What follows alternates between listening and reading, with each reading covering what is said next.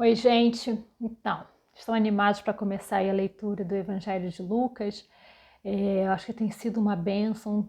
Deus tem me mostrado assim coisas, né, que a gente não percebe antes e pode parecer que é repetição dos fatos, mas não é. Cada um tem uma linguagem muito própria e tem uma destinação muito diferente, né? Enquanto Mateus ele escrevia aos judeus, o Marcos escrevia aos romanos, agora vem Lucas.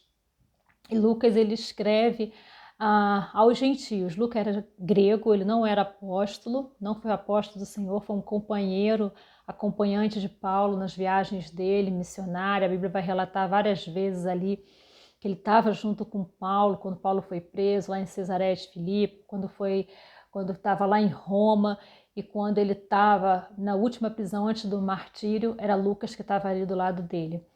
E agora a gente vai ver, Lucas escreve, vamos dizer assim, ao grego, mas não ao grego somente, né? Ele vai escrever esse evangelho aos gentios na sua totalidade. É bom você entender que nessa época a igreja ela passava por uma certa dificuldade, né? Se anunciar, né? Se manter cristão era até um pouco arriscado.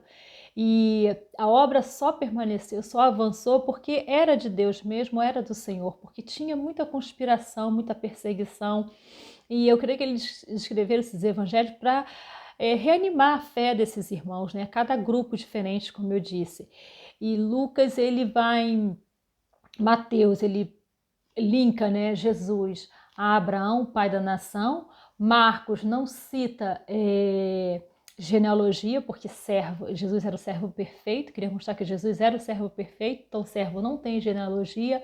E Lucas vai linkar agora Jesus a quem? A Adão, o homem universal.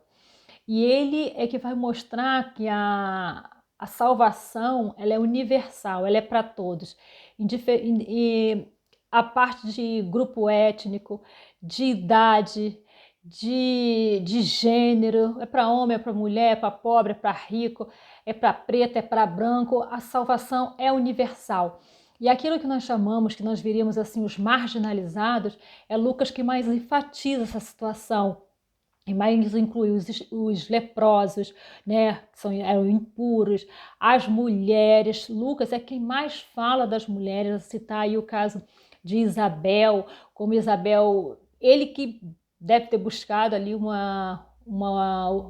é que se diz? Ter procurado saber, como ele mesmo disse, foi uma investigação acurada. Ele deve ter buscado saber ali junto de Maria como que foi a concepção, o que aconteceu, porque ele detalha assim muito com riqueza de detalhes, né? Ali a noite do nascimento de Jesus, que eu acho linda, eu acho assim uma forma poética aquele nascimento como Lucas relata da noite dos pastores que estavam no pasto e Deus nunca vai ficar sem adoração, né?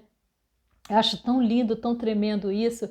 E você sabe, Lucas, ele era médico, né? Mas além de tudo também ele era historiador e ele quis, né? Ele partiu do Evangelho, vamos dizer ali de Marcos, que se acredita que foi o primeiro a ser escrito, e ele partiu e ele viu que de repente faltavam algumas informações ali. E aí que ele se dedica a fazer essa investigação mais acurada, como ele diz, né? E traz assim alguns relatos que só Lucas realmente nos revela. Assim, eu vou tentar cortar o vídeo, fazer o mais curto possível, e a gente vai conversando na medida que a gente for lendo.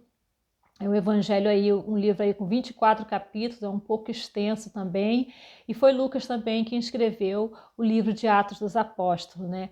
É, são livros assim, como se fosse uma obra dividida em duas partes, então são livros que retratam a vida, né, a concepção, a infância, a vida de Jesus, o ministério e tudo, e no Evangelho de Lucas e o Ato dos Apóstolos, vamos dizer que foi o que depois Jesus continuou fazendo depois da sua ressurreição.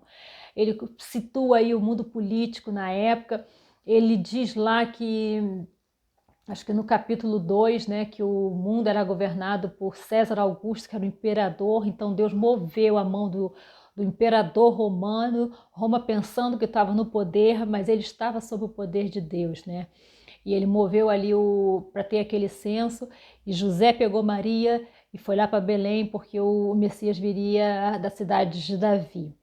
E depois ele situa ali quando já na época do ministério de João Batista, de Jesus, agora quem é Tibério César, que é o imperador de Roma, agora a Judéia já foi dividida pelos filhos do Herodes o Grande, que já tinha morrido, e agora já não era mais Herodes o Grande.